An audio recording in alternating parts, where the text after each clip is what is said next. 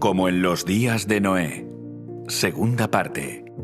La hora del juicio. Bienvenidos a la segunda parte de la serie Como en los días de Noé. Soy Jeff Reich, el presentador. Si no has visto la primera parte, debes saber que estudiamos la historia de Noé y examinamos las evidencias que han llegado a nosotros. Estas evidencias son un registro inequívoco del juicio universal que tuvo lugar en el pasado y, por lo tanto, también es una advertencia del juicio que está por venir. Noé recibió un mensaje de advertencia para que las personas se preparasen para el diluvio que estaba por llegar. En el tiempo del fin, en el capítulo 14 de Apocalipsis, en los versículos del 6 al 12, Dios envía otro mensaje con otra advertencia. Este es el mensaje de Noé a la última generación. Consiste en 3 mensajes dados por 3 ángeles, y es por eso que se les conoce como el mensaje de los 3 ángeles. El propósito del mensaje de los 3 ángeles es advertir al mundo sobre los problemas que vendrán en el tiempo del fin. Sabemos que el mensaje de los 3 ángeles es el último mensaje de Dios al mundo, porque tan pronto como el tercer ángel proclama su mensaje en el Apocalipsis 14, en la siguiente escena aparece Jesús sentado en una nube, con una hoz en la mano, y cuando la tierra esté madura, Él cosechará a los justos y a los malvados. La historia del arca es prácticamente paralela al mensaje de los 3 ángeles. Es un mensaje para el tiempo del fin y es un mensaje que prepara al mundo para la venida de Cristo. Ahora, ¿qué va a pasar con las personas que escuchen el mensaje de los 3 ángeles y sin embargo lo rechacen? Bueno, la cuestión es que pasará lo mismo que en los días de Noé.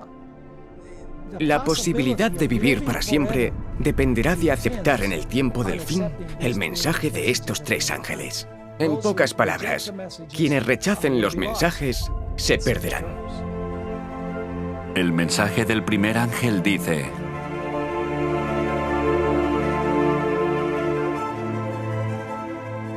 Vi volar por en medio del cielo a otro ángel, que tenía el Evangelio eterno para predicarlo a los moradores de la tierra, a toda nación, tribu, lengua y pueblo, diciendo a gran voz: Temed a Dios y dadle gloria, porque la hora de su juicio ha llegado, y adorad a aquel que hizo el cielo y la tierra, el mar y las fuentes de las aguas. La hora de su juicio ha llegado. Este es el mensaje del ángel. La hora de su juicio ha llegado. Y sabemos que este juicio tiene lugar antes de la segunda venida, porque una vez más, cuando lees el contexto del capítulo 14 de Apocalipsis, la hora de su juicio ha llegado. Está en el versículo 7, y al final de este capítulo se encuentra la cosecha y la venida del Hijo del Hombre. Así que la hora de su juicio es antes de que Jesús regrese. El juicio es lo que determina quiénes estarán listos para cuando Jesús regrese y quiénes no. Jesús se refirió al período de tiempo anterior al diluvio como los días de Noé, porque Noé predicaba un mensaje de advertencia sobre el juicio venidero. Aquellos días fueron un momento de juicio, porque era la última oportunidad para que la gente aceptara o rechazara el mensaje de advertencia antes del juicio al mundo mediante un diluvio. El mensaje de advertencia se da para preparar al mundo para el juicio. Y al final de los tiempos, el primer mensaje de los 3 ángeles proclama que la hora de su juicio ha llegado. Así como el mensaje de Noé fue la última advertencia antes del juicio al mundo mediante un diluvio, al final de los tiempos, el mensaje de los 3 ángeles dará un último mensaje de advertencia antes del juicio al mundo mediante el fuego. De hecho, vayamos en este momento al tiempo del fin. Estoy caminando a lo largo de una larga línea de tiempo que abarca la longitud de todo un campo de fútbol. La Biblia nos da la genealogía detallada desde los descendientes de Noé hasta la época de Cristo. Es por eso que sabemos que la inundación ocurrió hace 4.315 años, alrededor del año 2298 a.C. Noé comenzó a dar su mensaje de advertencia al mundo 120 años antes, alrededor del año 2418 a.C. Esto significa que en nuestra línea del tiempo, el juicio ocupa exactamente 3 metros. Aquí es donde Cristo fue crucificado.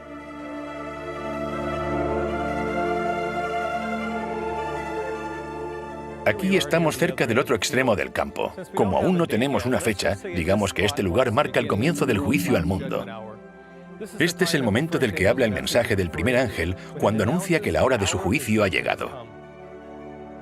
Al igual que el mensaje de Noé debía advertir al mundo de la inundación venidera, en nuestro tiempo el mensaje de los 3 ángeles comenzó proclamando el último mensaje de advertencia con el fin de preparar a los moradores de la tierra para el cumplimiento del juicio definitivo por fuego. Así que esta fecha marca el comienzo de los días de Noé en el tiempo del fin. Para entender cuándo serían proclamados estos mensajes, necesitamos estudiar la profecía del Antiguo Testamento. Para ello necesitamos volver al año 1816. En ese año, un hombre llamado Guillermo Miller comenzó a estudiar una profecía en el libro de Daniel y, para su sorpresa, esta revelaba el año exacto del comienzo del juicio al mundo.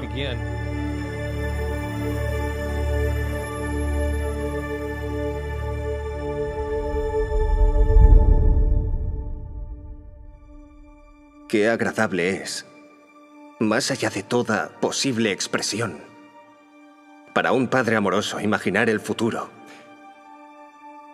y ver a un hijo o a una hija sentados a la diestra del juez, ser parte de las naciones de los salvos. Guillermo Miller, exbautista y escéptico de la Biblia, fue el primero en entender cuándo empezaría el último mensaje de la hora del juicio. En una ocasión, le pidieron que leyera un sermón a la congregación y las palabras que leyó a la gente conmovieron su propia alma. De pronto, el carácter de un Salvador impactó profundamente en mi mente. Me pareció que bien podía existir un ser tan bueno y compasivo que expiara nuestras transgresiones y así nos librará de sufrir la pena del pecado. Un destello del carácter amoroso de Dios impresionó por primera vez la mente de Miller. El impacto que recibió ese día lo movió a comenzar a estudiar la Biblia durante el resto de su vida. Quería saber con certeza si realmente existía un ser divino como ese. Guillermo Miller decidió que iba a estudiar las Escrituras, comenzando con Génesis 1, versículo 1, y avanzaría tan rápido como entendiera cada versículo que estaba estudiando.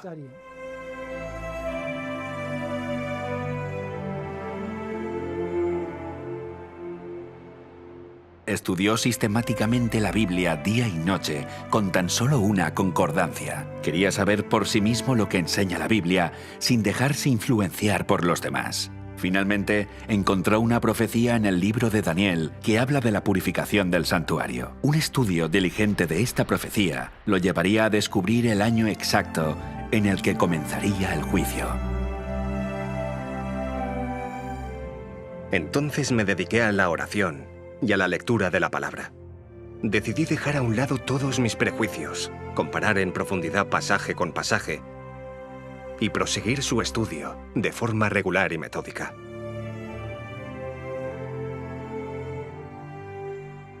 Entonces, oí a un santo que hablaba, y otro de los santos preguntó a aquel que hablaba: ¿hasta cuándo durará la visión del continuo sacrificio y la prevaricación asoladora entregando el santuario y el ejército para ser pisoteados? Hasta 2300 tardes y mañanas, luego el santuario será purificado.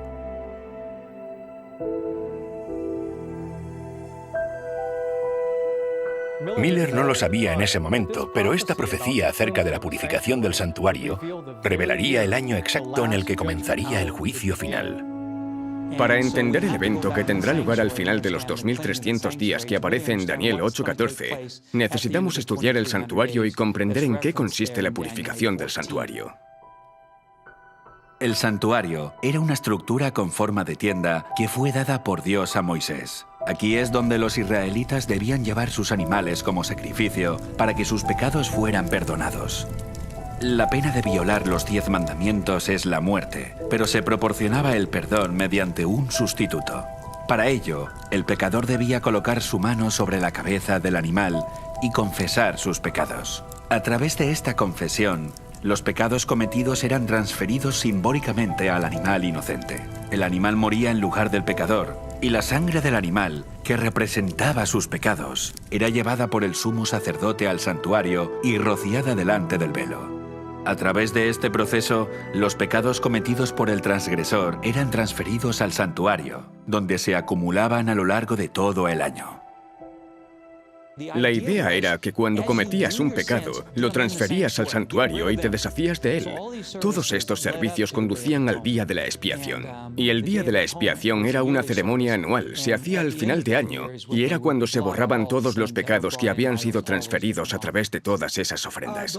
Esos pecados eran llevados por el sumo sacerdote fuera del santuario. En otras palabras, en el día de expiación el santuario quedaba limpio de los pecados cometidos por el pueblo de Dios. Se limpiaba toda la sangre que había allí y era la oportunidad para comenzar de nuevo. Porque es día de expiación, para reconciliaros delante de Jehová vuestro Dios. Porque toda persona que no se afligiere en este mismo día será cortada de su pueblo. Si los pecados no eran transferidos, la persona era cortada. Ser cortado significaba que la persona debía morir. El juicio se llevaba a cabo tanto si uno había transferido sus pecados como si no. Cuando Guillermo Miller leyó el capítulo 8 del libro de Daniel, entendió que la purificación era un mensaje acerca del juicio. Si en el día de la expiación alguien no hubiera transferido todos sus pecados al santuario y el santuario era purificado, entonces tendrían que soportar la pena de su propio pecado, que era la muerte. Y esto es lo que significaba el término cortar. En los días de Noé y en el día de la expiación, se produjo un juicio que separó al inocente del culpable. Dios hizo un pacto con Noé, y aquellos que no entraron en ese pacto ni recibieron el perdón de Dios, fueron descartados. Estableceré mi pacto con vosotros, y no exterminaré ya más toda carne con aguas del diluvio, ni habrá más diluvio para destruir la tierra. Así que el día de la expiación sería equivalente al mensaje de la hora del juicio que Noé predicó en su día. Entendiendo que tanto el día de expiación como la purificación del santuario se refieren al día del juicio, Guillermo Miller estudió las profecías de Daniel que decían que en 2300 días el santuario sería purificado y entendió que señalaba el momento cuando comenzaría el juicio final de la tierra. Guillermo Miller se dio cuenta de esta relación y concluyó que el mensaje del primer ángel, que decía que la hora de su juicio había llegado, comenzaría cuando el santuario estuviera limpio al final de la profecía de los 2300 días que escribió Daniel. Los 2300 días. 2300 días. Él miró esa profecía y, aceptando la interpretación generalizada de la época, entendió que la purificación del santuario de la que hablaba Daniel 8:14 representaba la purificación de la tierra por el fuego en la segunda venida. Cuando se dice que el santuario sería purificado, se creyó que la segunda venida de Cristo estaba unida al fin de los 2300 días. Puedo ver que debemos mirar a la hora probable de un final. Y como Dios no nos otorgaría una revelación inútil, consideré que nos conducía al momento en que podríamos esperar con confianza la venida del que es señalado entre 10.000 y todo el codiciable. Esta profecía del libro de Daniel significa mucho porque vivimos al final de los tiempos. Nos dice cuándo comenzará el juicio final.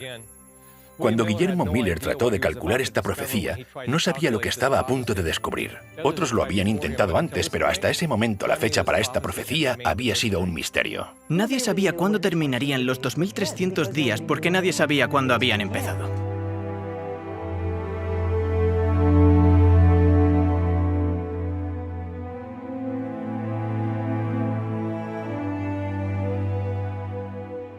Día por año te lo he dado. Día por año. Siguiendo su regla de hacer que las escrituras se interpreten a sí mismas, Miller vio en Ezequiel 4:6 y en Números 14:34 que en la profecía bíblica cada día representaba en realidad un año literal. En la Biblia es bastante claro que a la hora de interpretar estas profecías se debe aplicar el principio día por año.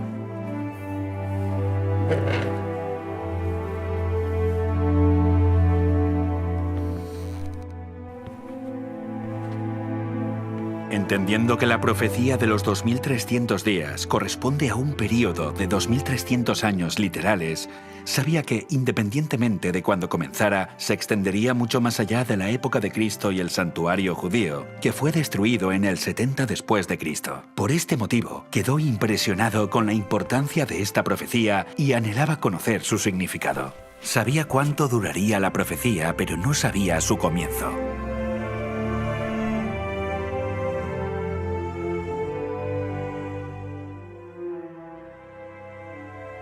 La contribución más significativa que Miller nos dio fue unir los capítulos 8 y 9 del libro de Daniel. La ventaja es que Daniel capítulo 9 nos da el punto de partida. El ángel le dice a Daniel que le va a dar el punto de partida, no solo de la profecía de los 2300 días que encontramos en Daniel 8:14, sino el de una nueva profecía que dice cuándo vendrá el Mesías. Entiende pues la orden y entiende la visión, que desde la salida de la orden para restaurar y edificar a Jerusalén hasta el Mesías príncipe habrá 7 semanas y 62 semanas. Serían 7 semanas más 62 semanas, que dan un total de 69 semanas hasta el Mesías príncipe. En esta profecía se dice cuál es el evento que marca el inicio del tiempo a calcular, desde la orden para restaurar y edificar Jerusalén.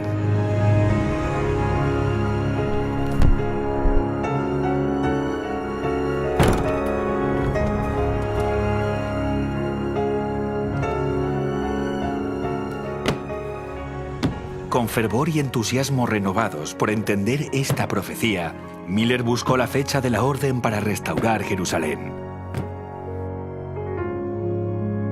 Dedicó noches y días enteros al estudio de lo que entonces parecía ser de tanta importancia. El estudio dio sus frutos y encontró la orden para restaurar Jerusalén en el 7º capítulo de Esdras.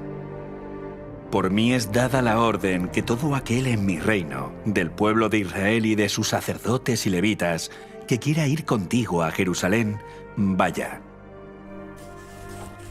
Fue dado por el rey Artajerjes I, y Esdras registra que fue en el 7º año del rey Artajerjes. Dios es tan bueno que cuando da una profecía importante en la Biblia, en la misma profecía nos da siempre alguna evidencia para que no haya dudas acerca de la fecha. De la misma forma, en el libro de Esdras nos dice en el mismo libro que el decreto es el punto de partida. Guillermo encontró que el reinado del rey Artajerjes I comenzó en el año 464 a.C. El 7º año de su reinado fue en el 457 a.C. Con esta fecha como punto de referencia, pudo calcular la profecía hasta el Mesías príncipe.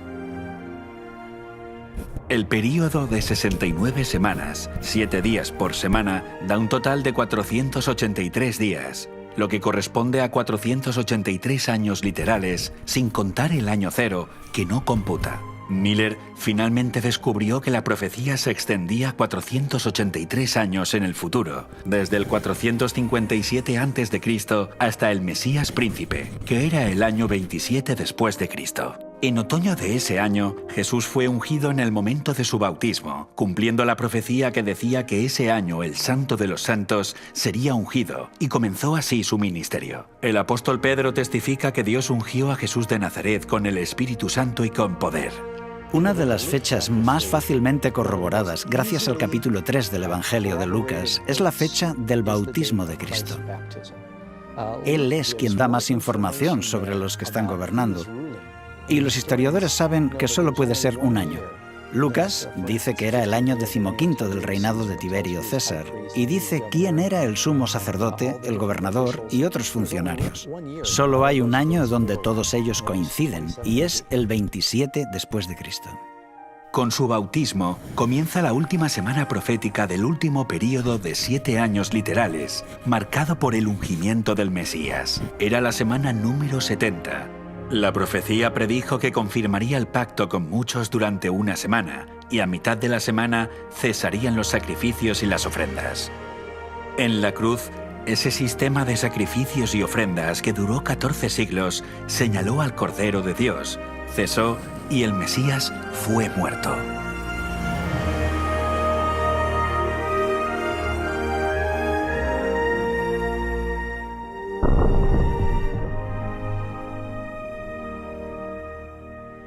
Yo soy judío cristiano, pero mi madre era judía.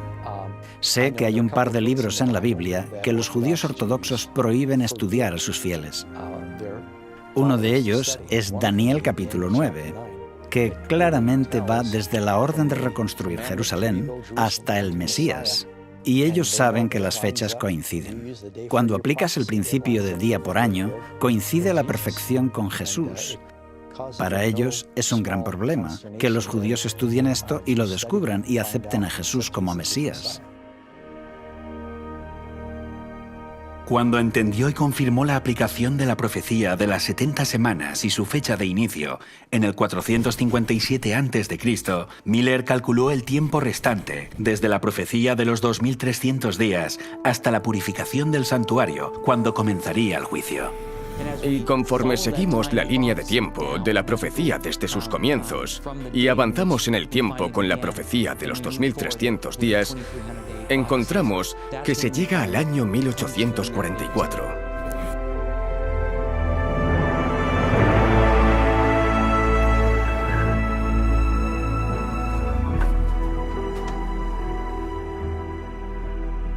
Guillermo encontró que los 2300 días de Daniel 8:14 terminarían en el año 1844, durante su vida. No necesito hablar de la alegría que llenó mi corazón cuando me encontré ante esa encantadora perspectiva, ni de los ardientes anhelos de mi alma por participar del júbilo de los redimidos. Ahora la Biblia era para mí un libro nuevo. Era en verdad una fiesta para el intelecto. Todo lo que para mí había sido sombrío, místico u oscuro en sus enseñanzas, se había disipado de mi mente ante la clara luz que brotaba de sus páginas sagradas. Oh, cuán brillante y gloriosa se mostraba la verdad.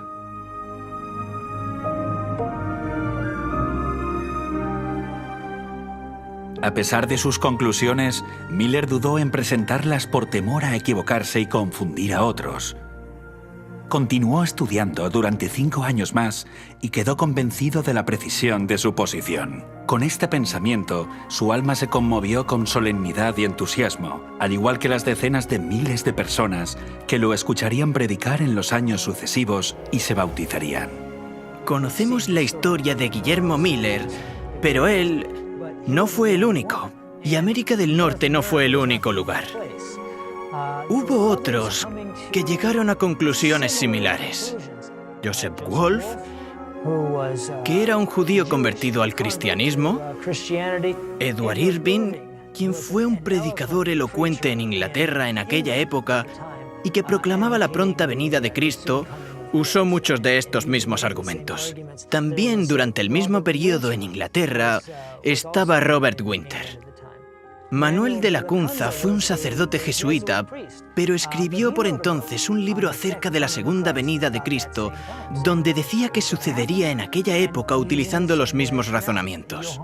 Johann Bengel, en Alemania, era un pastor luterano. Tuvo ideas similares y predicó este mensaje por toda Alemania. En Nueva Inglaterra había teólogos de todas las denominaciones posibles que estaban trabajando con Miller en la proclamación de este mensaje. Había niños sin educación. No podían leer, no podían escribir. Pero no solo estaban hablando en nombre de Cristo y de la verdad bíblica o la verdad presente, sino que también cantaban himnos que ni siquiera conocían. En Suecia, donde las leyes prohibían la enseñanza de cualquier idea contraria a la Iglesia oficial, Dios habló de forma milagrosa a través de niños pequeños de 5 años. En el verano de 1843, una joven que nunca había aprendido a leer ni a cantar, se levantó para cantar perfectamente un himno luterano. Después, con gran poder proclamó: «La hora de su juicio ha llegado». Así que hubo un despertar, no solo en el este de los Estados Unidos, sino también en muchos otros lugares del mundo, que demostró a Miller que estaba yendo por el buen camino, porque esta profecía se estaba cumpliendo. Se anunciaba que el juicio de Dios había llegado. Las profecías de Daniel encajan perfectamente, comenzando con el decreto Artajerjes en el año 457 a.C. Estas profecías apuntaban al bautismo de Jesús en el 27 después de Cristo y su muerte en la cruz a mitad de la semana 70. Los cálculos encajan a la perfección con la primera venida de Jesús, y por lo tanto le dio una validez indiscutible a la fecha de 1844 como el año en el que comenzaba el juicio. Pero Jesús no regresó en 1844 como se había creído. Entonces, ¿qué salió mal?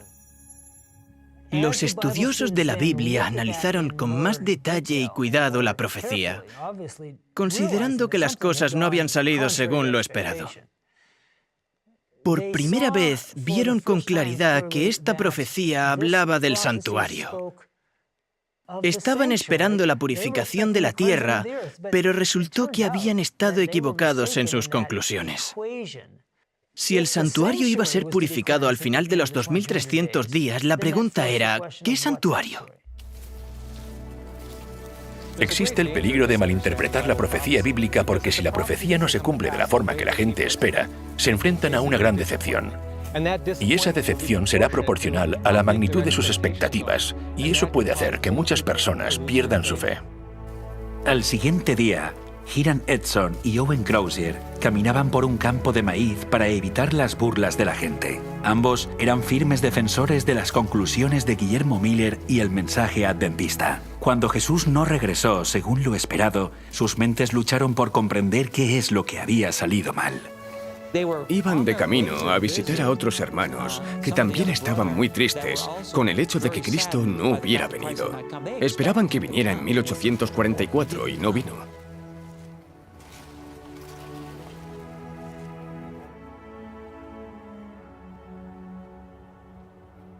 Oye, Hiram, ¿vienes? Al día siguiente de que Cristo no viniera, Hiram Edson fue inspirado y llegó a entender la clave que desvelaría el misterio de su decepción y les mostraría una nueva revelación sobre el santuario. Está en Hebreos. ¡Está en Hebreos! ¡Está en Hebreos!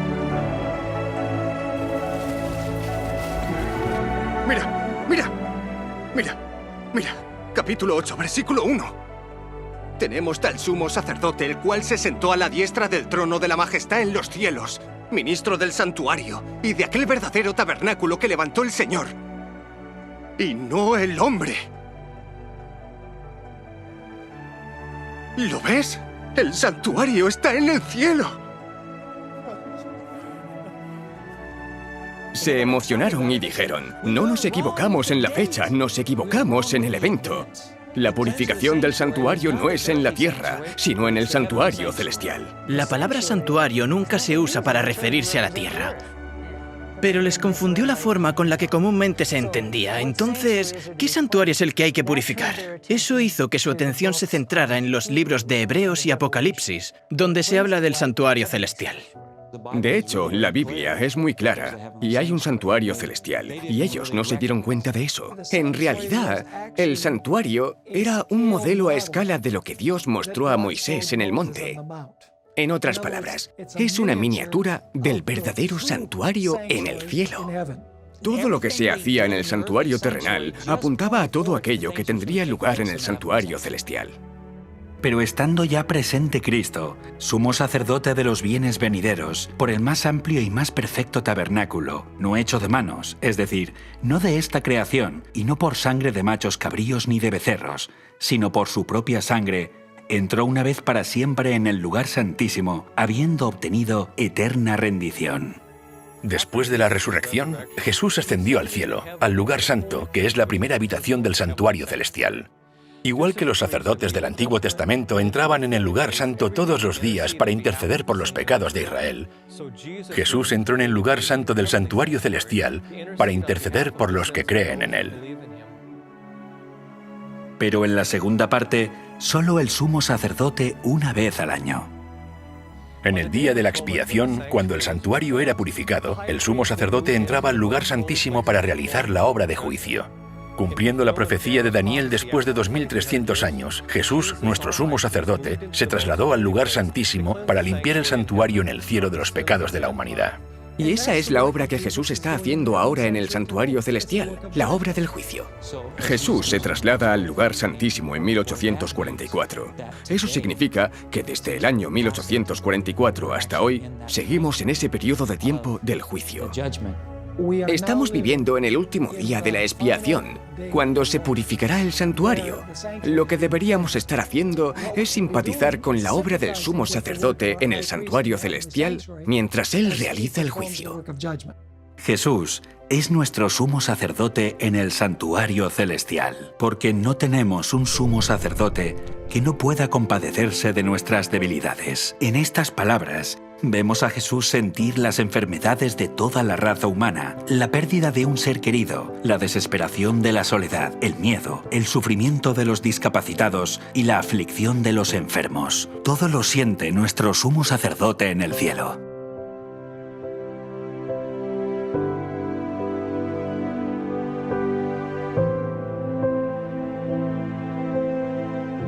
Cristo siente las aflicciones de toda persona que sufre. Cuando la fiebre consume la corriente vital, Él siente la agonía.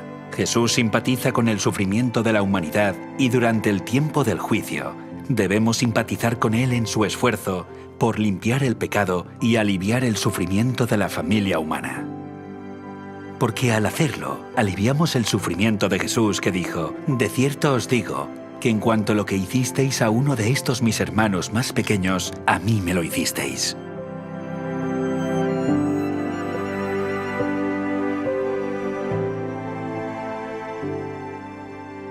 Demasiado a menudo pensamos en el juicio como algo negativo y no como la reivindicación de los inocentes o el fin del sufrimiento en este mundo. E incluso en nuestra propia incredulidad podríamos temer quedarnos fuera del arca. Pero vamos a aprender qué es el arca exactamente para aquellos que viven al final de los tiempos y cómo podemos entrar en ella. Armados con la certeza de esta verdad, la duda se desvanecerá. Y como Noé, encontrarás descanso en el arca, habiendo eliminado todo temor del juicio venidero. Estudiamos en retrospectiva los días de Noé y tratamos de comprender cómo debe haber sido cuando Noé estaba predicando al mundo. Y sin embargo estamos viviendo la hora del juicio final, de la cual los días de Noé eran solo un símbolo. Esto significa que ahora estamos viviendo en los días de Noé. Muchos cristianos leen las profecías o algunas partes de las profecías bíblicas y consideran que son demasiado difíciles de entender. Sería un desastre si nosotros les damos la espalda, tal como lo fue para aquellos en los días de Noé. Todos deberíamos entender que la Biblia dice: «He aquí, yo vengo pronto, y mi galardón conmigo». Bueno, si el Señor recompensará a todos cuando venga, tendrá que haber una investigación antes de que Él venga.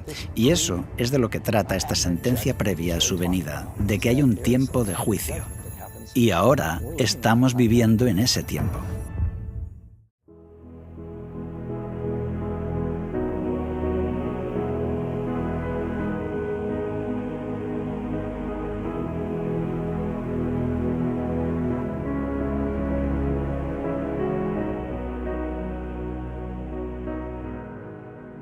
Noé dio un mensaje específico para que la gente se preparara para el diluvio, y el ángel que anuncia que ha llegado la hora de su juicio también tiene un mensaje específico para nuestro tiempo.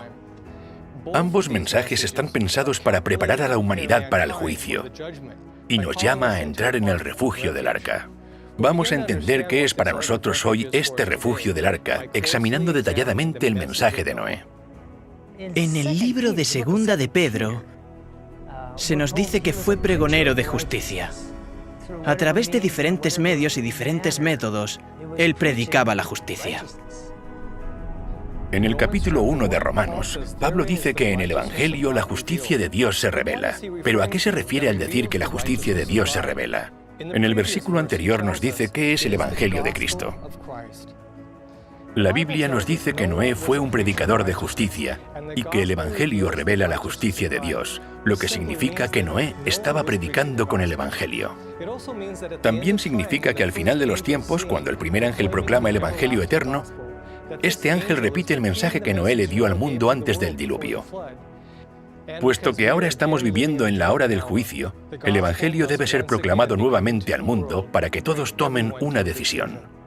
Es tiempo de que el juicio comience por la casa de Dios. Y si primero comienza por nosotros, ¿cuál será el fin de aquellos que no obedecen al Evangelio de Dios? Pedro nos dice que el juicio vendrá sobre los creyentes y los no creyentes por igual, y que nuestra aceptación o rechazo del Evangelio determinará nuestro destino cuando el juicio finalmente se ejecute. El apóstol Pablo responde a su propia pregunta acerca de lo que sucederá a quienes rechacen el Evangelio. Cuando se manifieste el Señor Jesús desde el cielo con los ángeles de su poder en llama de fuego para dar retribución a los que no conocieron a Dios ni obedecen al Evangelio de nuestro Señor Jesucristo. En otras palabras, cuando se predica el Evangelio divide a los seres humanos en dos grupos, aquellos que lo aceptan y los que lo rechazan. Así que el mensaje de Noé fue un mensaje de juicio, porque cuando terminó de predicar su mensaje, ¿cuántos grupos había? Cuando terminó de predicar había dos grupos, los que estaban dentro y los que estaban fuera. Cuando se proclame el mensaje del juicio final, el mundo se dividirá en dos grupos. Así que la advertencia se repite otra vez para nosotros a día de hoy. El mensaje del Evangelio en los días de Noé era una llamada a entrar en el arca. Buscando la definición de la palabra arca, encontramos que también significa refugio. Así que el principio que está detrás del Evangelio predicado por Noé era una invitación a entrar en un lugar de refugio. ¿Cuál es el lugar de refugio para el pueblo de Dios hoy? Si buscamos la palabra arca en el diccionario de Oxford, se define como un barco o un santuario. Curiosamente, la palabra santuario también se define como lugar de refugio. Así que arca y santuario tienen el mismo objetivo. Es importante que entendamos esto porque Dios le dio al hombre un santuario para que fuera un lugar de refugio. No endurezcáis pues ahora vuestra cerviz como vuestros padres. Someteos a Jehová y venid a su santuario, el cual Él ha santificado para siempre. Y servid a Jehová como vuestro Dios, y el ardor de su ira se apartará de vosotros. El Evangelio eterno proclamado por el primer ángel es como el Evangelio que predicó Noé. Fue una llamada a entrar en el lugar de refugio. Cada componente del santuario nos enseña algo sobre el Evangelio eterno. Y estudiando esta antigua estructura, descubriremos cómo proporcionará un lugar de refugio en el día del juicio y cómo, al igual que el mensaje dado por Noé, el santuario nos señala el arca para el pueblo de Dios durante el tiempo del fin. Y el mensaje tiene el Evangelio eterno. Me gusta porque algunas personas piensan que el Evangelio no existió hasta Jesús. Pero en realidad, el Evangelio comenzó en el jardín del Edén, con la caída. El Evangelio siempre ha sido sobre la fe en el sacrificio del Cordero. Y todo el mensaje del Evangelio eterno y el juicio final y la elección final está relacionado con el mensaje del santuario. En el Antiguo Testamento, el Cordero era sacrificado a la entrada del santuario. Este sacrificio apuntaba al sacrificio que Jesús haría en la cruz. Y es por eso que Jesús es llamado el Cordero de Dios. Por lo tanto, el Evangelio no fue proclamado por primera vez por Jesús cuando vino a la tierra. Fue revelado siglos antes a través del servicio del santuario y sus símbolos.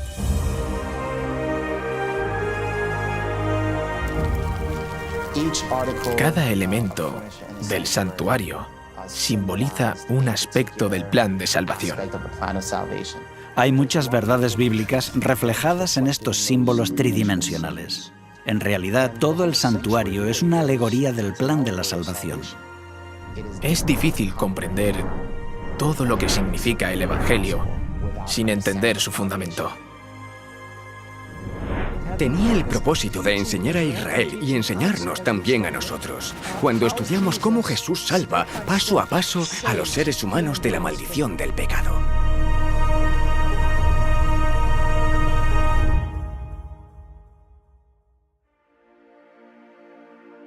Tu camino, oh Señor, está en el santuario, y ahí es donde estaba el cordero que fue sacrificado. Atraviesas la cortina de colores de la puerta y allí estaba el altar de los sacrificios, que representa la cruz. El altar del sacrificio es donde se sacrificaban animales a diario. El pueblo de Israel debía entender que esto señalaba al Mesías venidero, quien moriría por los pecados del mundo. Y rodeando esta pieza, allí en el patio se encuentra la siguiente pieza, es la fuente. Tenía agua y los sacerdotes se lavaban allí, y eso representa el bautismo. Pero cuando entras en la siguiente parte del santuario, que sería el lugar santo, encontramos allí 3 muebles. El pan de la proposición representa la palabra de Dios. No solo de pan vivirá el hombre, sino de toda palabra de Dios. Así que Dios nos está diciendo, tu vida espiritual depende de tu estudio de la palabra de Dios. Y después llegas al altar de incienso, que representa las oraciones que ascienden a la presencia de Dios. En Apocalipsis capítulo 8, versículos 1 al 3, la Biblia nos dice que un ángel está delante de Dios con este incienso, el cual era un símbolo de nuestras oraciones que se elevan ante el trono de Dios. Es en el nombre de Cristo y por sus méritos que oramos, y así nuestras oraciones se hacen aceptables a Dios. Tenemos el candelero, que significa la iluminación de ser un testigo que deja brillar su luz. Y Dios dice, tú eres mi luz, y quiero usarte como testigo para que el mundo pueda ver lo que he hecho a través de ti. Los últimos 6 metros están separados por un velo. Si avanzas hacia el lugar santo, encuentras el trono de Dios. Aquí se encontraba el Arca de la Alianza. Todo estaba centrado hacia el Arca de la Alianza. Aquí es donde está la presencia de Dios, dentro del santuario, y es donde estaba depositada la ley de Dios. Según Deuteronomio, Dios escribió los 10 mandamientos sobre tablas de piedra y los 10 mandamientos eran su pacto. Y Él os anunció su pacto, el cual os mandó poner por obra los 10 mandamientos, y los escribió en 2 tablas de piedra. Un pacto es un contrato. Simplemente es una promesa. Dios promete salvar a los que entran en el arca, y el mensaje del Evangelio, ilustrado a través del santuario, nos señala el pacto que contiene la promesa de misericordia de Dios. Dios promete que mostrará misericordia a millares, a los que me aman y guardan mis mandamientos. Verás, el pueblo de Dios encontró un lugar de refugio en la promesa de la misericordia dada en su pacto. La promesa de un arca. Recordad que vimos que la palabra arca se define como lugar de refugio, así que cuando pienses en el arca de la alianza, piensa en ella como el refugio del pacto. Aceptar el pacto brinda seguridad. Hay una historia interesante en el Antiguo Testamento que ilustra esto. Es acerca de un rey llamado Ezequías. Él reconoció el pacto de Dios como un lugar de refugio cuando le dijo estas palabras a los sacerdotes de Israel. Ahora pues, yo he determinado hacer pacto con Jehová, el Dios de Israel, para que aparte de nosotros el ardor de su ira. Al exhortar a que la gente aceptara el pacto, el rey estaba predicando el Evangelio. Y antes del diluvio, cuando Noé predicaba el Evangelio, también estaba llamando a la gente a entrar en el refugio del pacto con Dios. Y lo vemos en Génesis capítulo 6. Mas estableceré mi pacto contigo, y entrarás en el arca. En este versículo, Dios revela que Noé al entrar en el arca estaba al mismo tiempo aceptando el pacto. La entrada de Noé en el arca es el símbolo de aceptar el pacto de la gracia. No creo que podamos separar el arca del pacto. Creo que los dos están unidos a la perfección. Porque el vehículo para el pacto es el arca. Así que el pacto y el arca en sí mismos, la promesa y el arca, dependen el uno del otro en este caso particular. Muchos han escuchado la historia de Noé entrando al arca, pero ¿cuántos han entendido esto como un símbolo de la aceptación del pacto de Dios por parte de Noé y de su familia? Con esto en mente podemos ver que el arca de Noé era, en cierto sentido, el primer arca del pacto.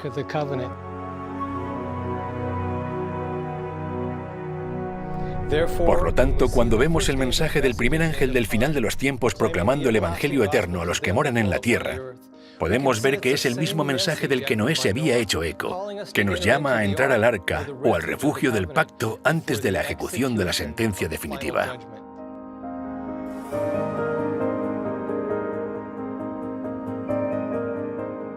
Porque vino a juzgar la tierra, juzgará al mundo con justicia.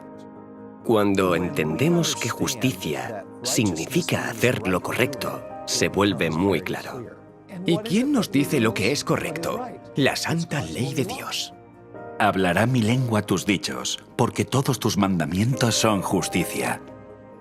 En otras palabras, la justicia está en armonía con la santa ley de Dios. Entonces, cuando Noé era un pregonero de justicia, él predicaba la voluntad de Dios, que se encontraba reflejada en los mandamientos de la ley de Dios. Lo cierto es que esa ley es la ley del amor. Pablo nos dice que la ley es santa, justa y buena. Todos estos son atributos del carácter de Dios. La Biblia nos dice que Dios es bueno, y la Biblia nos dice que su ley es buena. Dios es justo, su ley es justa. Dios es santo, su ley es santa. Dios es eterno, su ley es eterna. Casi todas las características que puedes encontrar acerca de Dios y de su carácter son las mismas características de su ley. Y amar a los demás es la forma de cumplir la ley. Podríamos resumirlo como generosidad versus egoísmo, o amor versus egocentrismo, o algo por el estilo.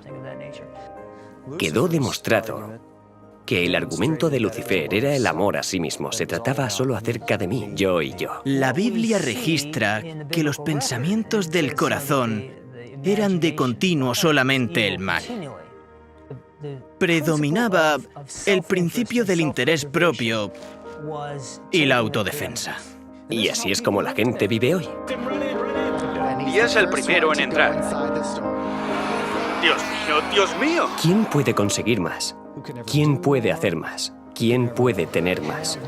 Sea lo que sea, todo se trata de mí. De mí. ¿Qué gano yo con esto? Eso es lo que le importa a la gente. El cristianismo, por otra parte, el cristianismo verdadero, trata de ver cómo puedo servir y ser una bendición para otros. Sobrellevad los unos las cargas de los otros, y cumplid así la ley de Cristo. Así que cuando rechazamos la ley de Dios, estamos viviendo vidas perversas, egoístas. No importa lo que digamos, el egoísmo es pecado. El pecado es quebrantar la ley y siempre conduce a la muerte. Y entonces, la ley no existe solo porque Dios pensó que sería algo divertido de hacer. La ley existe porque es el único medio para preservar las cosas buenas que nos da.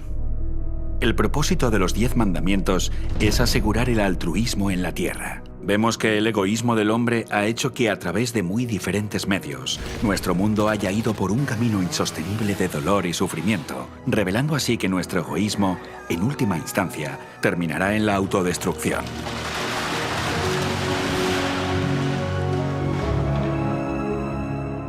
En un universo sin pecado, tiene que haber justicia y armonía.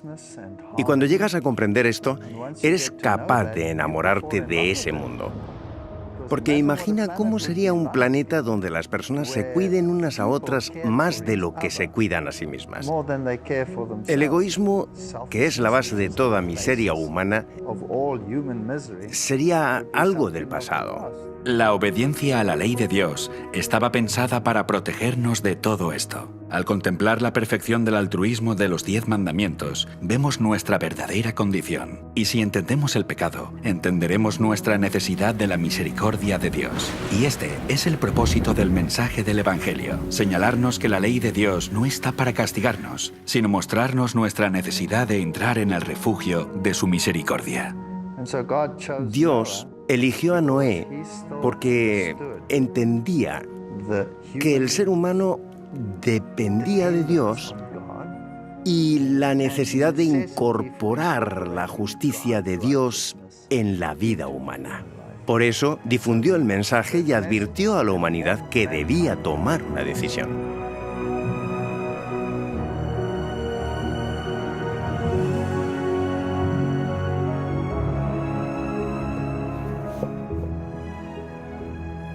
Las leyes del hombre son la norma para los tribunales de este mundo, y la ley de Dios es la norma para los atrios del cielo. La ley de Dios es una transcripción de su carácter abnegado. Ninguno de nosotros alcanzamos la norma del amor desinteresado, porque el egoísmo nos ha vencido a todos. En su pacto, Dios hace dos promesas primarias para restaurar el carácter del hombre del egoísmo del pecado. Porque este es mi pacto con ellos cuando quite sus pecados. El propósito del juicio en los días de Noé y en nuestros días es limpiar la tierra del pecado sin destruirnos a nosotros, eliminando el registro de los pecados del hombre y restaurar en nosotros su carácter de amor desinteresado. Dios es capaz de destruir el pecado de la tierra y de dejar con vida a todos aquellos que han sido restaurados según su promesa.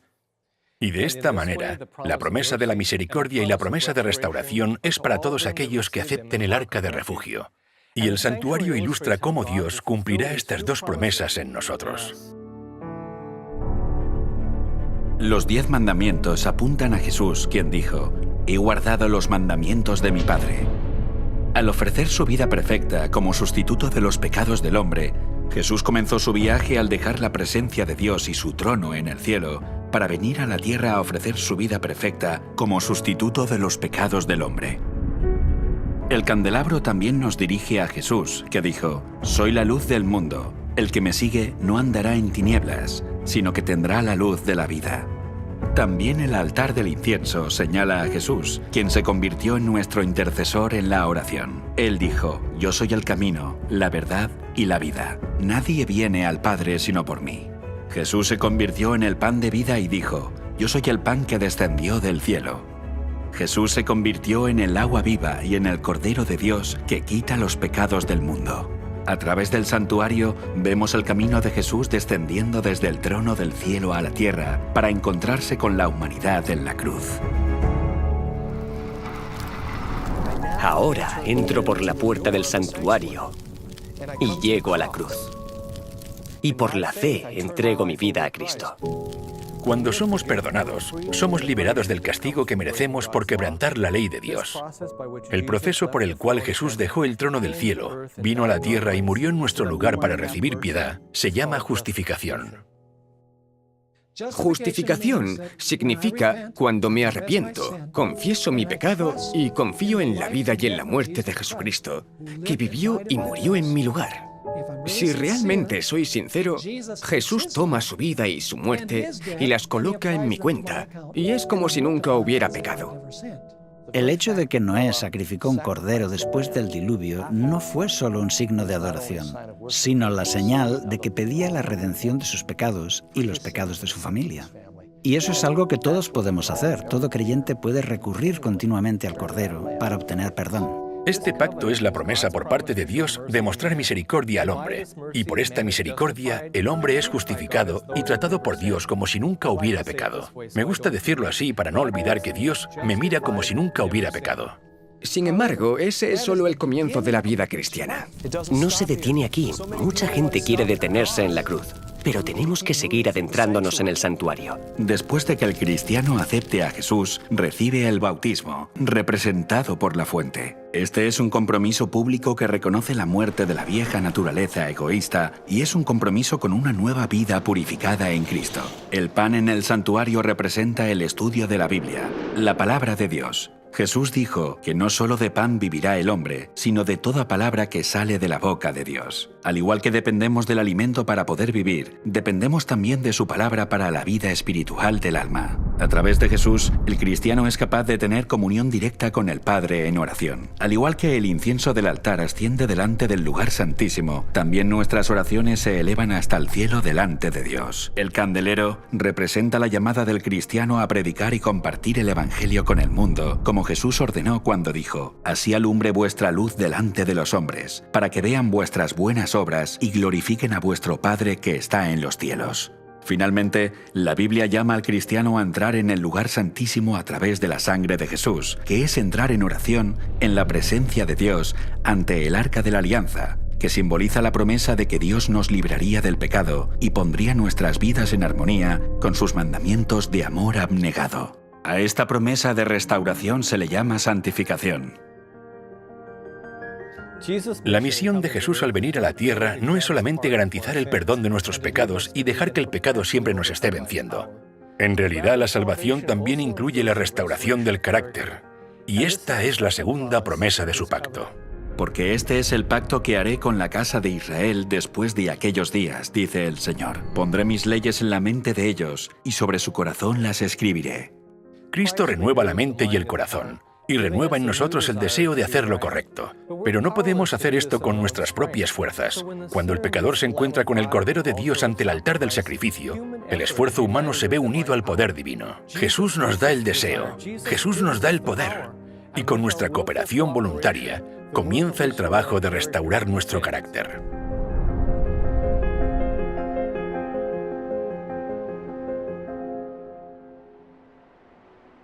Se necesita un cambio de paradigma para trabajar en armonía con Dios.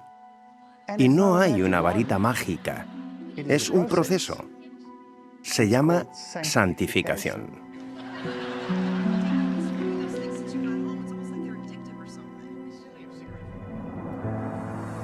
La santificación es el proceso por el cual Dios nos libra de nuestra iniquidad.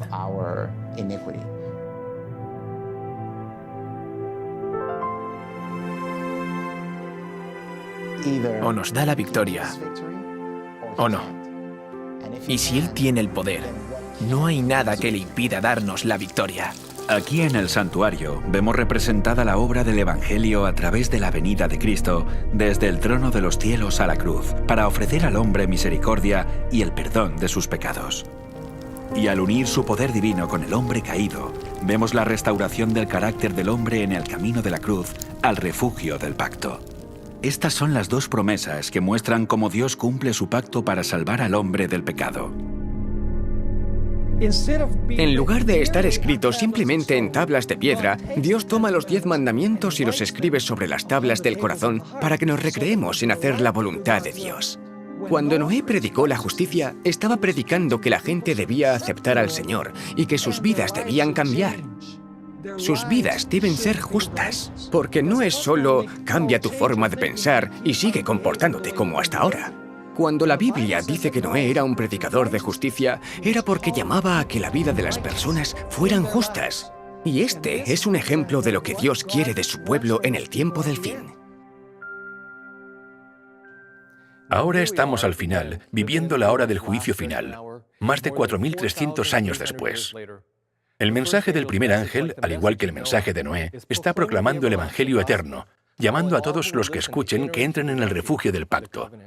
Mediante este pacto recibimos la promesa de misericordia por medio de Jesucristo y la promesa de la santificación a través de su poder, lo que significa que Dios nos concederá la capacidad para que nuestras vidas estén en armonía con sus mandamientos. En los días de Noé no bastaba con proclamar las promesas para que la gente se salvara. Para recibir las promesas, las personas necesitaban responder a la llamada del Evangelio entrando en el arca. Pero ¿cómo entramos en el arca del pacto de Dios al final de los tiempos? El camino hacia el pacto se revela en las 3 órdenes dadas en la última parte del mensaje del primer ángel. Temed a Dios y dadle gloria, porque la hora de su juicio ha llegado, y adorad a aquel que hizo el cielo y la tierra, el mar y las fuentes de las aguas. El primer mensaje de los mensajes de los 3 ángeles es temer a Dios. No es el temor de tener miedo, sino un temor reverente. En el Antiguo Testamento está frecuentemente vinculado a respetar los mandamientos de Dios. El fin de todo el discurso oído es este: teme a Dios y guarda sus mandamientos, porque esto es el todo del hombre. En esta declaración, Salomón habla de temer a Dios o reverenciar a Dios respetando sus mandamientos. Además, explica por qué esto es importante y dice que Dios traerá toda obra a juicio. De la misma forma, la razón por la que el primer ángel ordena temer a Dios y por lo tanto restaurar sus mandamientos es porque la hora de su juicio ha llegado. Así que dice, temed a Dios y dadle gloria. ¿Cómo glorificar a Dios? Dios dice, mas alábese en esto el que se hubiere de alabar, en entenderme y conocerme. La Biblia dice que así es como sabemos que amamos a Dios, cuando lo amamos y guardamos sus mandamientos porque no son una carga difícil. De hecho, en Primera de Juan afirma que el que dice, yo le conozco y no guarda sus mandamientos, el tal es mentiroso y la verdad no está en él. Así que cuando la ley está en el corazón, nos deleitamos haciendo su voluntad y la gente ve la diferencia en nuestras vidas.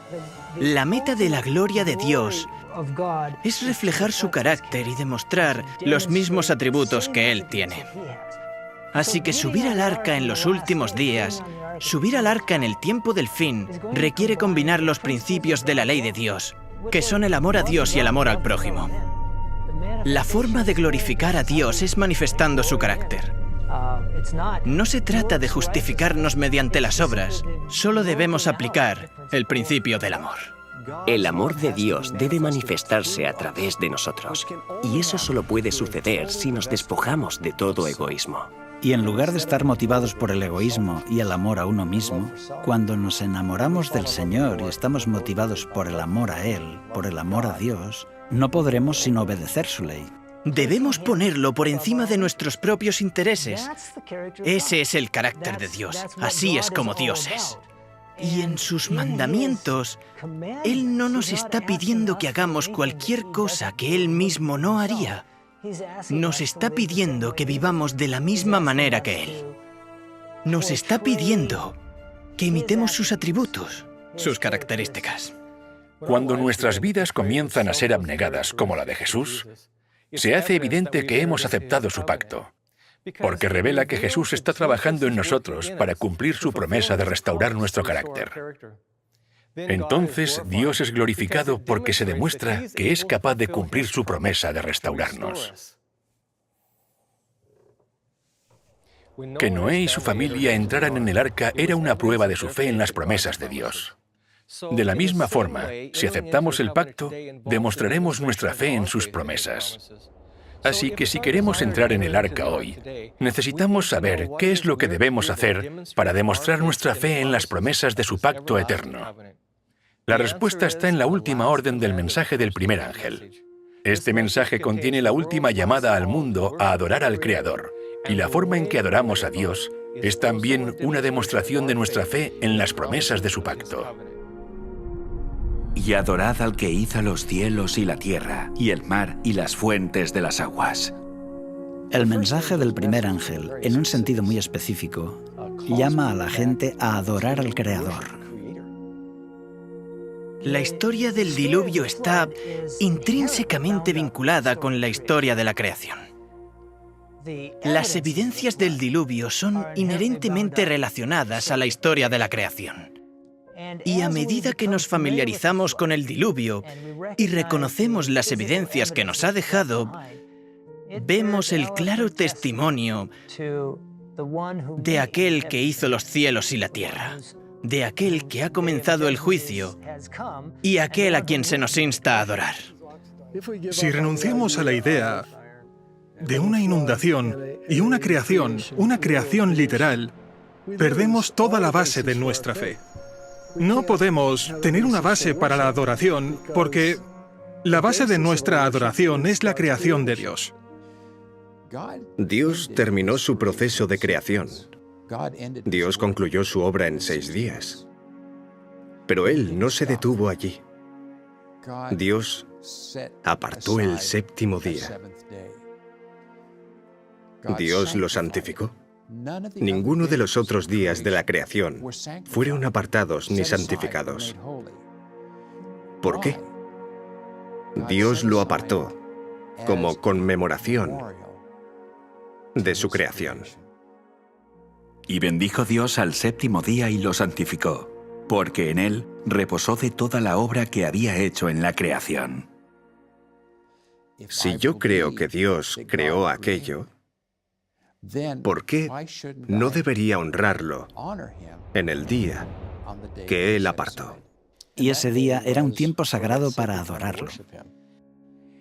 Y no puedes hablar de adoración sin hablar del Creador. Adoramos a Dios porque es nuestro Creador. Y la pregunta es, ¿qué señal nos dio Dios de que Él es el Creador? Es el sábado. Guardarán pues el día de reposo el pueblo de Israel, celebrándolo por sus generaciones por pacto perpetuo. Señales para siempre entre mí y los hijos de Israel. porque en 6 días hizo el Señor los cielos y la tierra, y en el séptimo día cesó y reposó. La última parte del mensaje de este primer ángel nos señala el cuarto mandamiento. Vemos que es casi una cita directa del cuarto mandamiento. Y adorad a aquel que hizo el cielo y la tierra, el mar y las fuentes de las aguas.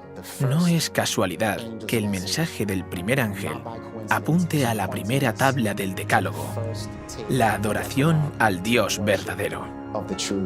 Porque en 6 días hizo Jehová los cielos y la tierra, el mar y todas las cosas que en ellos hay, y reposó en el séptimo día. Por tanto, Jehová bendijo el día de reposo y lo santificó. Así que vemos también que el mensaje del primer ángel hace referencia al mandamiento del sábado. Cada semana que guardamos el sábado, estamos anunciando al mundo que Dios es nuestro Creador y nuestro Redentor, que servimos al verdadero Dios. Así que adoramos a Dios porque Él es el Creador y la señal del Creador es el sábado. Así que la adoración, la creación y el sábado, todos ellos están relacionados.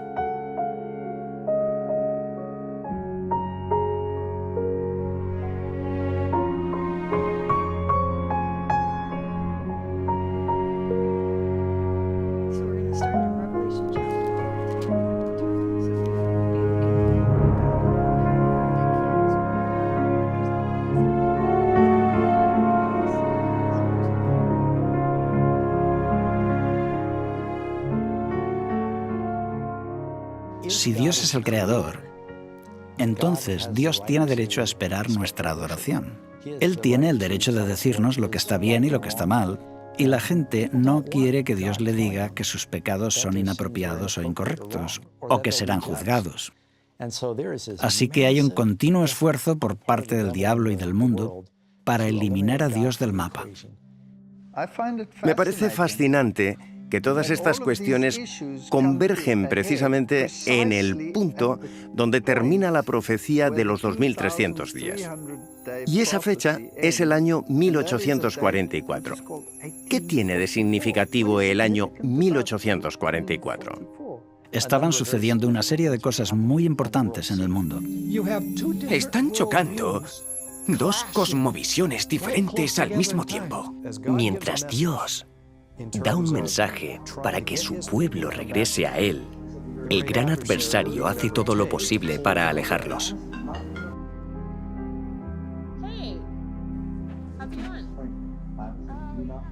Y por eso no tengo dudas de que Satanás sabía que iba a haber un movimiento que surgiría al final de la profecía de los 2300 días que atraería la atención de las personas al Creador, al sábado, a la purificación del santuario, etc.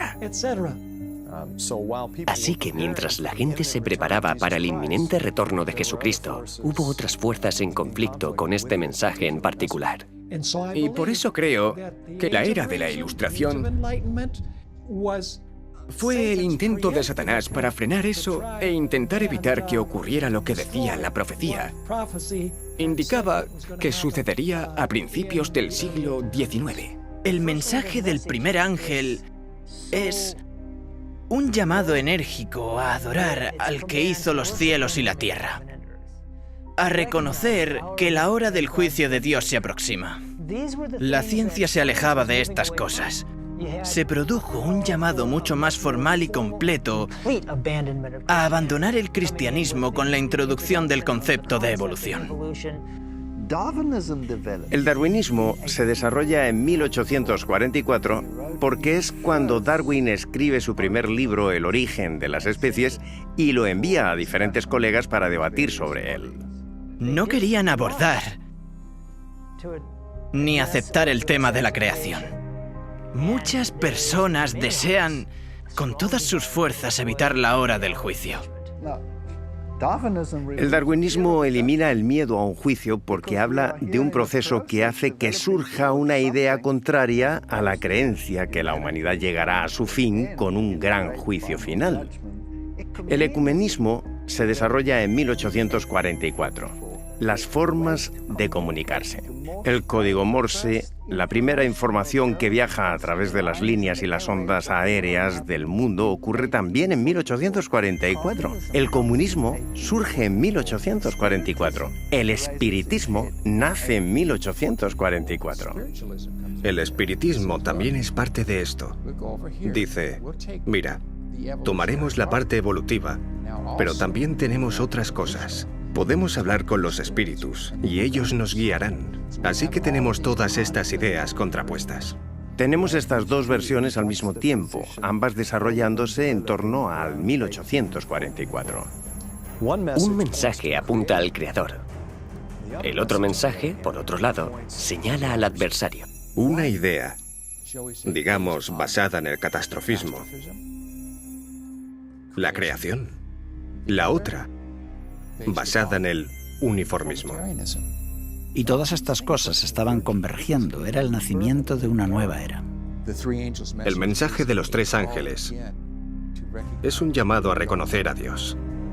Y la humanidad dice, no necesito a Dios. Y si entendemos que en realidad Él no creó el mundo y que todo sucedió por accidente, entonces nos convertimos en el árbitro definitivo. Nos convertimos en Dios. El sábado y la Biblia refutan constantemente esa enseñanza. Y es por eso que está siendo atacada. Nos muestran que Dios creó al mundo y que debemos adorarlo. El mensaje del primer ángel dice, su juicio se aproxima. Deberíamos glorificarle en nuestra vida y debemos reconocerlo específicamente como el Creador. Es un mensaje de gran importancia en el siglo XIX, en el momento en que surgió. Al recordar que el sábado es una conmemoración de la creación, el mensaje del primer ángel muestra que confesamos que Dios es el creador. Pero el sábado significa mucho más que esto. El sábado identifica al autor del pacto. Y si creemos que Dios santificó el séptimo día, entonces el sábado se convierte en una señal de la capacidad de Dios para santificarnos. La llamada de Noé a encontrar refugio en el pacto de Dios comenzó a predicarse de nuevo en 1844, y en ese mismo año el relato del Génesis, la creación, fue atacado. Al proponer una historia falsa de nuestros orígenes, Satanás socavó la autoridad de Dios a través del día de reposo, el cual había sido dado para ser una señal de nuestra confianza en las promesas de su pacto. El sábado es algo que Dios santificó. Y si Dios puede santificar un día, si puede santificar el tiempo, entonces tiene el poder de santificar y necesita santificarnos. Es por eso que le dijo al pueblo de Dios, tanto en Éxodo como Ezequiel, que el sábado es la señal de que Él es quien nos santifica. Yo soy Jehová que os santifico. Tú hablarás a los hijos de Israel diciendo, en verdad vosotros guardaréis mis días de reposo, porque es señal entre mí y vosotros por vuestras generaciones, para que sepáis que yo soy Jehová que os santifico. Así recordamos que Dios tiene el poder de crear, de recrearnos, y tiene el poder de santificar y santificarnos para hacernos santos. Debemos ser transformados en la imagen de Cristo, lo que nos remite de nuevo al sábado por el hecho de que vamos a ser recreados. Respetar el sábado no me hace santo. El sábado es una señal externa de una experiencia interna del reposo con Cristo. Así que conmemorar el sábado es una recreación del alma humana a la imagen de Cristo.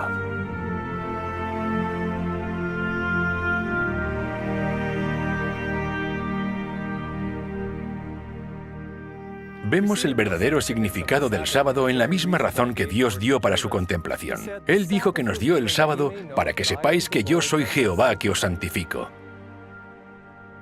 Suelo decir que el sábado es una señal exterior de una labor interior, porque guardar el sábado es una señal de que reconocemos que solo Dios puede santificarnos, lo que también significa que es una señal de que sabemos que nuestras obras no pueden salvarnos.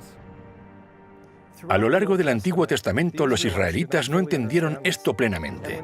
Y cuando Dios les dio su pacto en el monte Sinaí, todas las personas respondieron al mismo tiempo y dijeron, todo lo que Jehová ha dicho haremos.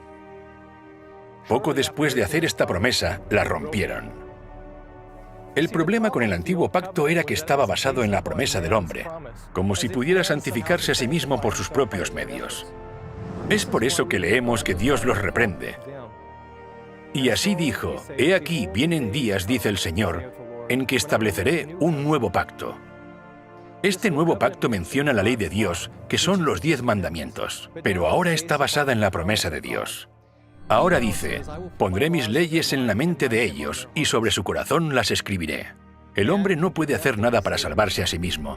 Y es por eso que Jesús ofrece un mejor pacto que estableció sobre mejores promesas porque fue establecido en base a su promesa personal.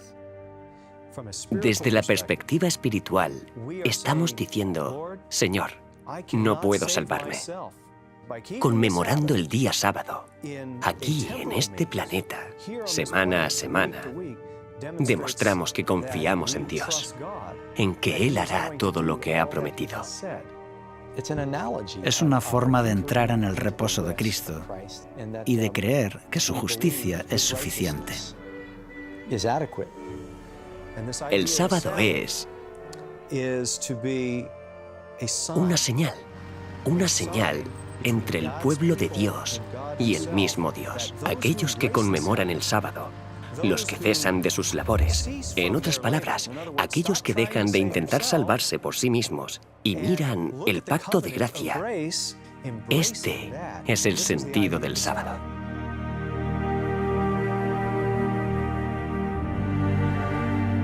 El pacto eterno tiene 2 señales o símbolos, y uno de ellos es el sábado. Guardarán pues el día de reposo los hijos de Israel, celebrándolo por sus generaciones por pacto perpetuo. Señales para siempre entre mí y los hijos de Israel. El sábado fue una señal de un pacto perpetuo, y la palabra hebrea para perpetuo es la palabra eterno. Y el pacto eterno es el mismo pacto que Dios hizo con Noé.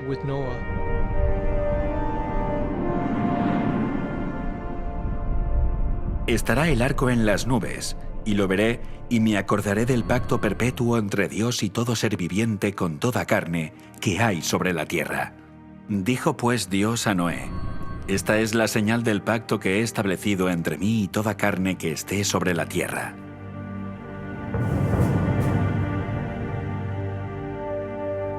Estas 2 señales del pacto eterno, el sábado y el arco iris, cada uno representa las 2 promesas que Dios hace al hombre en este pacto.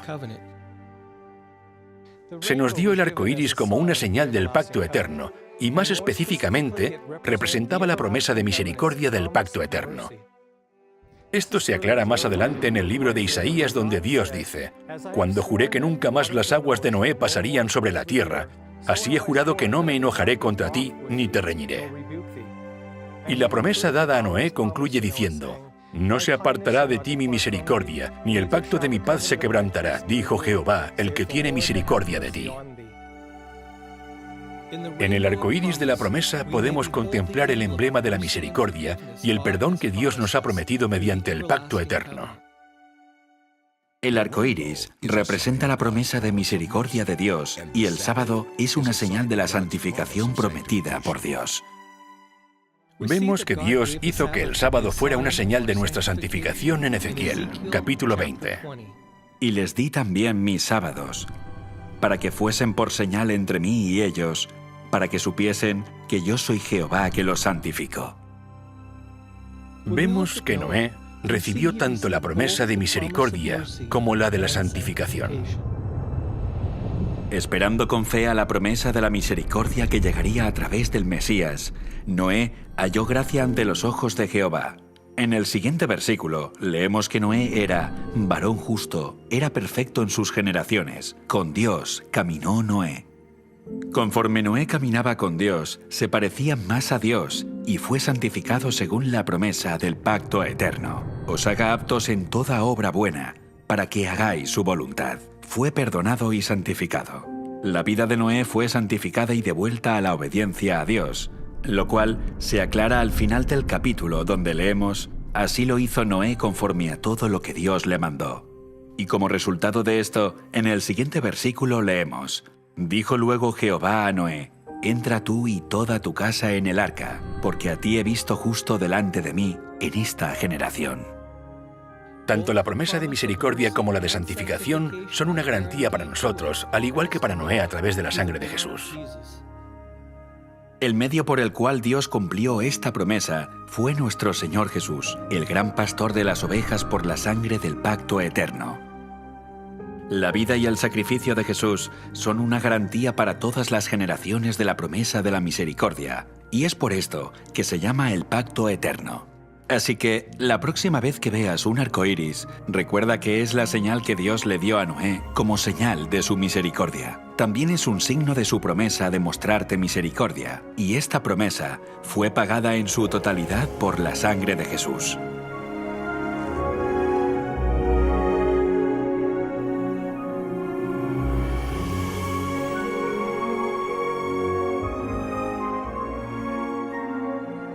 El sábado y el arco iris son hermosos emblemas del pacto eterno que Jesús desea hacer con nosotros. El arco iris es un signo de misericordia que recibimos a través de la muerte de Jesús, y el sábado es una señal de santificación o de restauración del pecado que Cristo está obrando en nosotros. Ambas son promesas de lo que Dios dijo que haría. Subieron al arca, ese fue su pacto, y el sello final fue el arco iris. El arco iris dado a Noé simbolizaba que Dios nunca más traería un diluvio de agua sobre la tierra para destruirla. El pacto del pueblo de Dios hoy es la invitación a entrar en su descanso. El sábado es una señal de ese pacto.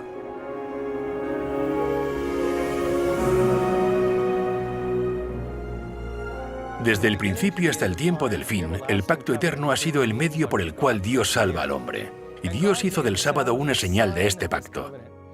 Por eso cuando lees el Antiguo Testamento, otras naciones que no eran israelitas podían entrar en el refugio del pacto eterno a través de la conmemoración del sábado.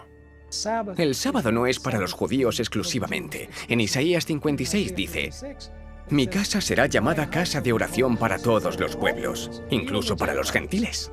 Refiriéndose a los gentiles, Isaías escribe: «Y a los hijos de los extranjeros que sigan a Jehová para servirle, y que amen el nombre de Jehová para ser sus siervos, a todos los que guarden el sábado para no profanarlo, y abracen mi pacto, yo los llevaré a mi santo monte, y los recrearé en mi casa de oración». Según este versículo, los gentiles podrían formar parte del pacto si guardaban el sábado. Incluso en el periodo del Antiguo Testamento, el sábado no era exclusivamente para los judíos, era una señal del pacto para judíos, gentiles, eunucos, todo aquel que quisiera entrar en una relación de pacto con el Señor. De la misma forma que se hizo con Israel, tenemos que entender que Israel, en el Nuevo Pacto o en el Nuevo Testamento, simboliza a todos los que vienen a Cristo. Y así es ahora, que todos los que lo deseen puedan entrar en el arca del pacto eterno a través de la observancia del sábado, una señal de nuestra fe y descanso en las promesas de Dios. En los días de Noé, todos los que entraron en el arca fueron salvados. La puerta estaba abierta. Cualquiera podía entrar, pero solo unos pocos confiaban en las promesas de Dios. Noé entró en el arca y encontró descanso en las promesas del pacto eterno. Y esta es una lección para nosotros hoy en día, ya que nos encontramos en el umbral de la eternidad, preparándonos para el juicio final de la tierra.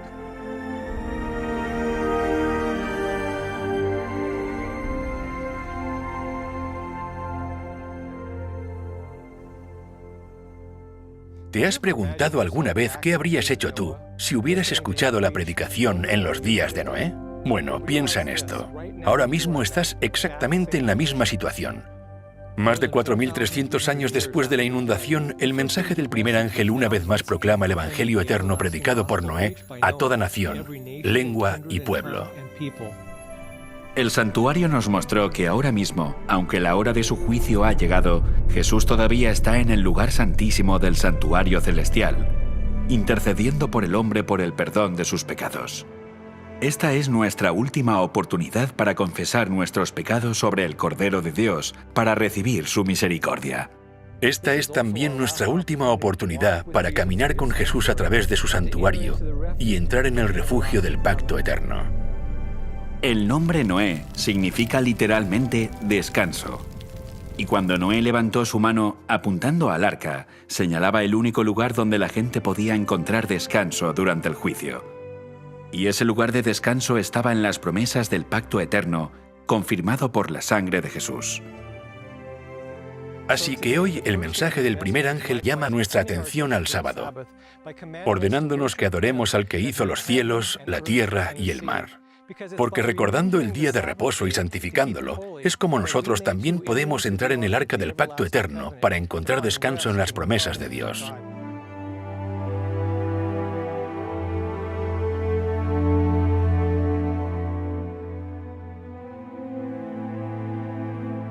Porque en cierto lugar dijo así del séptimo día, y reposó Dios de todas sus obras en el séptimo día. Y otra vez aquí, no entrarán en mi reposo.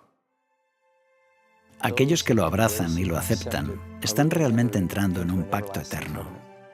Y eso es lo que representa cada sábado que guardamos. Encontramos eso en el capítulo 4 de Hebreos, entrar en su reposo, entrar en ese pacto.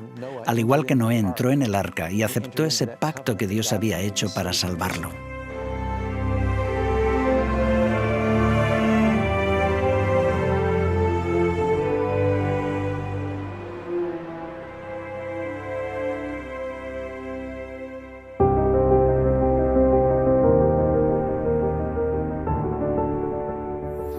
Mientras Noé estaba invitando a la gente a entrar en el refugio del arca y recibir así el pacto eterno de Dios, había muchas excusas para pensar que no necesitaban hacerlo. Estoy seguro que algunos dijeron que Dios no iba a juzgar a la gente. Dios es un Dios de amor, Él no destruirá el mundo. O cosas como, todas las cosas siguen igual que al principio, así que no hay razón para creer que Dios destruirá el mundo con un diluvio. Cualquiera que sea la razón que le impidió a la gente entrar en el arca, puede repetirse hoy. Muchas ideas diferentes evitarán que la gran mayoría de la gente entren en el arca del pacto eterno. Sin embargo, muchas personas todavía están buscando a Dios con todos sus corazones, pero para estas personas, Satanás ha preparado otro engaño, un pacto falso. En la Biblia, Dios nos advierte que el mundo entero abrazará este pacto falso. E incluso ahora, los verdaderos creyentes del gran cuerpo de Cristo han depositado su fe en esas promesas vacías. Para aquellos que realmente desean saber la verdad, Dios no permitirá que Satanás los engañe acerca de este asunto. Así que en su amor, Jesús envía a otro ángel con otro mensaje, esta vez dirigido a su pueblo. Y este es el mensaje del segundo ángel. Mensaje de advertencia.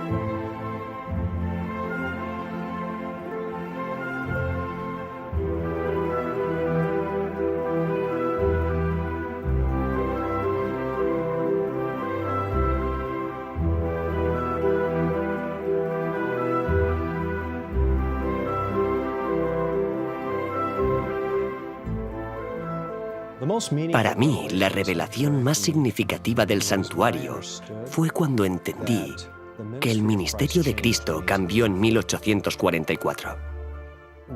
Cuando entendí esta verdad, que la idea del juicio hablaba de un Dios que quiso salvarme, que quiso prepararme para la traslación, me quedé perplejo, como nunca lo había hecho antes. Dios me está advirtiendo, mostrándome qué es lo que significa tener un carácter idóneo. Y lo podré hacer si me uno a Él. Si tengo la fe de Jesús y respeto los mandamientos con su ayuda y no por mis propios medios, aquel que mora dentro de mí es lo que hace que sea posible. Como dijo Juan el Bautista, es necesario que Él crezca para que yo mengüe. Si quiero lograrlo, no debe quedar ningún resquicio de ego. Muchos enseñan erróneamente que estamos mejorando porque caminamos con Cristo, porque recibimos más gracia, así que nos hacemos más justos. Eso es un pensamiento incorrecto, eso es evolucionismo. Más bien estamos perdiendo más y más de nosotros mismos a medida que permitimos que Cristo entre. Él debe aumentar, yo debo disminuir. Cuando vi esto, en el mensaje del lugar santísimo, pude tener un aprecio más profundo por el Dios al que servimos y que nunca antes había tenido.